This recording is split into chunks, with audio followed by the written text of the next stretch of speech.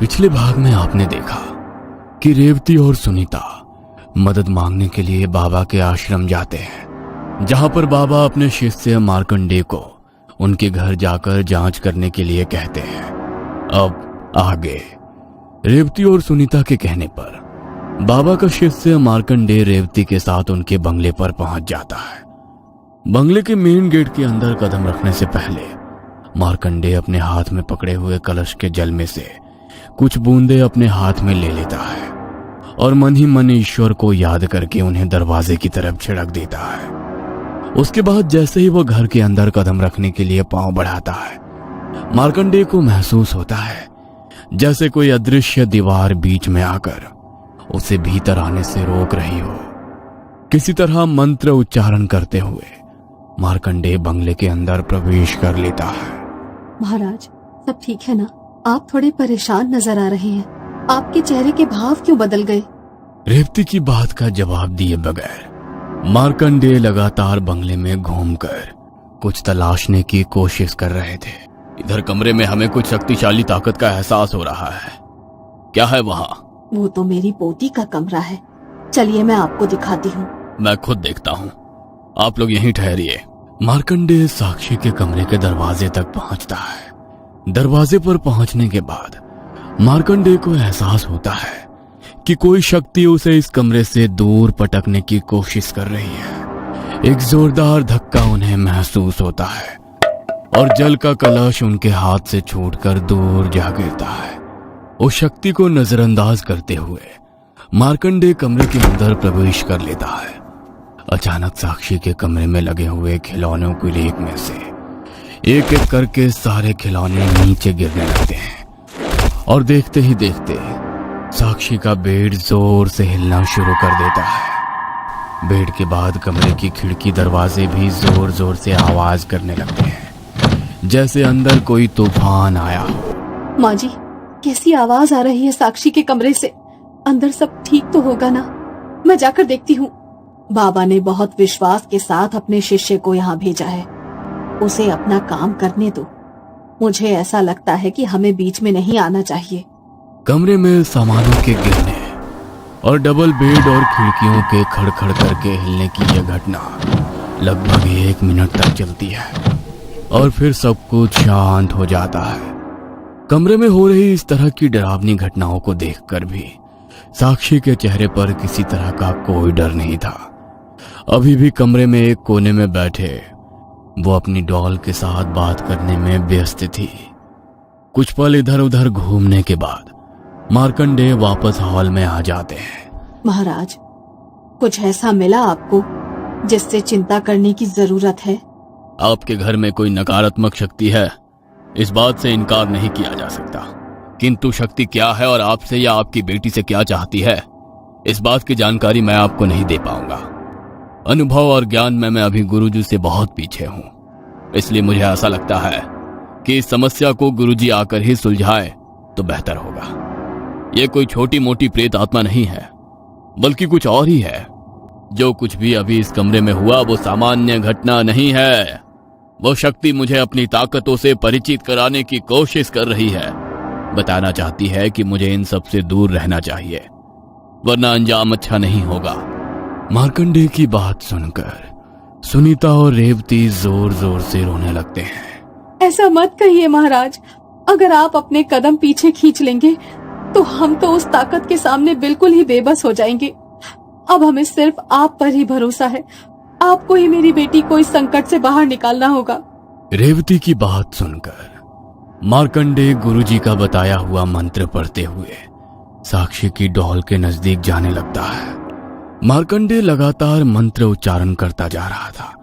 तभी अचानक जैसे कोई अदृश्य भारी भरकम सामान आकर मार्कंडेय के सर पर लगता है और वो हवा में ऊपर उठने लगते हैं, जैसे किसी ने गिरबान पकड़कर उन्हें ऊपर उठा लिया हो।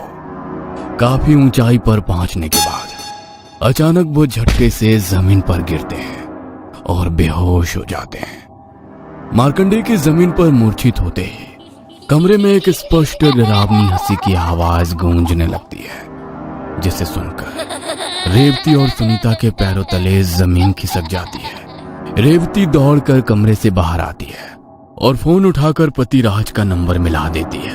तुम जहाँ कहीं भी हो तुरंत घर आ जाओ, बहुत बड़ी अनहोनी हो गई है।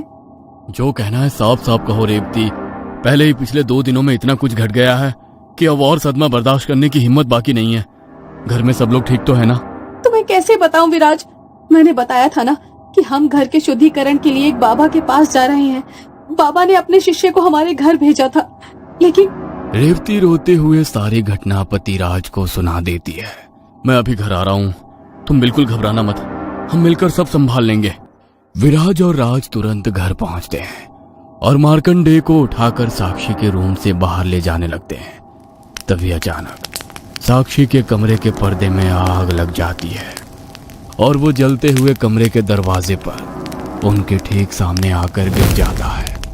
किसी तरह बचते बचते विराज और राज मार्कंडेय को अस्पताल पहुंचाते हैं, जहां उसे गंभीर अवस्था में अस्पताल में भर्ती कर लिया जाता है। अब भी तुम यही कहोगे विराज कि ये सब अंधविश्वास है, झूठ है, मेरे मन का वहम है। मैंने तुम्हें कितना समझाया था कि कुछ तो गड़बड़ हो रही है इस घर में, लेकिन किसी ने मेरी बात नहीं सुनी। तुम्हें तो हमेशा यही लगता है ना विराज कि मैं पागल हूँ, कुछ भी मन गढ़ंत बातें करती हूँ। हमारी बच्ची उस शैतान के कब्जे में है। अब मैं क्या करूँ विराज, तुम ही बताओ मैं क्या करूँ। राज अपनी पत्नी रेवती से अस्पताल में खड़ा होकर बातें कर ही रहा था कि तभी इंस्पेक्टर का फोन उसके फोन पर आता है। मिस्टर राज, एक बहुत अहम जानकारी हाथ लग गई है, आप अभी थाने आ सकते हैं? मैं अभी अस्पताल में हूँ सर, थोड़ा समय दे सकते हैं, फिर मैं आपको आकर बताता हूँ। रहने दो तुम, बस अस्पताल का एड्रेस मुझे भेज दो, मैं वहां आ रहा हूँ। कुछ देर में इंस्पेक्टर अस्पताल में पहुंच गया था। क्या बात है, क्या हुआ था आपके घर? पता नहीं आप हमारी बात पर यकीन करोगे या नहीं, हम बाबा को अपनी बेटी की जांच करने के लिए लेकर आए थे, लेकिन जैसे ही बाबा ने साक्षी के कमरे में कदम रखा, सब कुछ बहुत अजीब हो गया। कमरे की खिड़कियां, दरवाजे, बेड, सब कुछ ऐसे हिलने लगा जैसे कोई जलजला आ गया हो, और फिर अचानक ये हवा में ऊपर उठने लगे और फिर जमीन पे गिर पड़े। हम लोग किसी तरह उन्हें लेकर अस्पताल आए हैं। अब आप बताइए, आपके हाथ कौन सी अहम जानकारी लग गई? देखिए इंस्पेक्टर साहब, अगर आप मुझे कातिल साबित करने के लिए सबूत ढूंढने की कोशिश कर रहे हैं तो मैं ईमानदारी से बता रहा हूँ कि आपके हाथ निराशा ही लगेगी। अपनी जांच की दिशा सही तरफ मोड़िए, वरना आपका समय और ऊर्जा यूं ही खर्च होती रहेगी। अब आपको ये सब कहने की कोई जरूरत नहीं है। हमारे बहुत से सवालों के जवाब डॉक्टर की ये बुक और साक्षी की रिपोर्ट्स पर डॉक्टर के द्वारा लिखे हुए रिमार्क से समझ में आ रही है। जिस दिन डॉक्टर की मौत हुई वो शायद साक्षी के केस पर ही काम कर रहे थे। उनकी स्टडी टेबल पर कुछ बुक्स और साक्षी की फाइल खुली हुई मिली। जब कमरे की तलाशी हुई तब मेरी नजर रिपोर्ट्स और किताब पर पड़ी और मैंने उन्हें तसल्ली से स्टडी किया। डॉक्टर ने अपनी फाइल्स रिपोर्ट में कुछ पॉइंट्स मेंशन किए, जिसमें उन्होंने लिखा है कि उन्हें इस बात का डाउट है कि साक्षी जो कुछ भी कर रही है वो किसी मनोवैज्ञानिक बीमारी के कारण नहीं, बल्कि किसी थर्ड एंटिटी प्रभाव में आकर कर रही है। मेडिकल साइंस इस तरह की चीजों की पुष्टि नहीं करता, इसलिए उन्होंने कई बड़े बड़े डॉक्टर के रेफरेंस से प्रॉब्लम को समझने की कोशिश की और एंड में अपनी रिपोर्ट तैयार की। लेकिन अभी भी सवाल वही है कि आखिर डॉक्टर की हत्या किसने की और क्यों? जिस तरह से डॉल ने बाबा के शिष्य मार्कंडेय पर हमला किया, वैसे ही ये भी हो सकता है ना कि उसी ने डॉक्टर के ऊपर हमला किया हो, जिसमें उनकी जान चली गई। मुझे यकीन नहीं हो रहा है कि इतने बड़े डॉक्टर वो इस तरह की बातों पर यकीन कर सकते हैं। अब तो आपको यकीन हो गया ना इंस्पेक्टर साहब कि मेरे पति या मेरे परिवार में से किसी का भी मर्डर में कोई इन्वॉल्वमेंट नहीं है। अगर किसी इंसान ने डॉक्टर को मारा होता तो सीसीटीवी कैमरा में घर के अंदर जाते हुए या वहाँ से बाहर निकलते हुए दिखाई जरूर देता, लेकिन ऐसी कौन सी अदृश्य शक्ति थी जो आई डॉक्टर का मर्डर किया और किसी को दिखाई भी नहीं दी? अब सिर्फ और सिर्फ बाबा अंजनी प्रसाद ही उनके प्रश्नों का जवाब दे सकते थे। अपनी बेटी की जीवन की रक्षा करने के लिए रेवती, सुनीता, विराज और राज सभी लोग मिलकर बाबा के आश्रम पहुंच जाते हैं और बाबा को बंगले में हुई सारी घटनाओं के बारे में जानकारी देते हैं। ठीक है, मैं अपनी तरफ से आपको इस शक्ति से छुटकारा दिलाने का पूरा प्रयास करूंगा, लेकिन अगर मेरा अंदेशा सही है तो ये सब कुछ यूं ही रुकेगा नहीं। लेकिन घबराओ नहीं, हर समस्या का कुछ ना कुछ समाधान होता ही है। सबसे पहले ये बताइए कि आप कब से इस बंगले में रह रहे हैं, और क्या इस बंगले में आने से पहले भी आपकी बेटी का व्यवहार ऐसा ही था? नहीं बाबा, अभी कुछ ही दिन पहले ये बंगला मैंने सस्ते दामों पर खरीदा और फिर पूरे परिवार के साथ यहाँ शिफ्ट हो गया। जिस दिन हम लोग बंगले में शिफ्ट हुए उसी दिन मेरी बेटी साक्षी को ये गुड़िया ना जाने कहां से मिल गई। एक बार जो साक्षी ने उस गुड़िया को हाथ में उठाया, उसके बाद आज तक उसने उसे छोड़ा ही नहीं। वो पूरा दिन इस गुड़िया को अपने साथ लेकर घूमती है।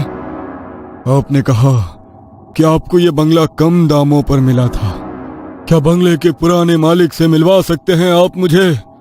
हो ना हो इस बंगले का पुराना मालिक जानता था कि इस बंगले में कुछ गड़बड़ है, इसीलिए उसने अपना करोड़ रुपए का बंगला आपको कौड़ियों के दाम पर बेच दिया। राज को बाबा की बात समझ में आने लगी थी। आप बिल्कुल ठीक कह रहे हैं बाबा। सबसे पहले मैं जाकर उस आदमी को पकड़ता हूं जिसने ये बंगला मुझे बेचा था। हो सकता है उसे इस गुड़िया से छुटकारा पाने का तरीका पता हो। ये लो, ये अभिमंत्रित धागा है, इसे ले जाकर अपनी बेटी के गले में बांध देना। ऐसा करने से वो आपकी बच्ची को नुकसान नहीं पहुंचा सकेगी।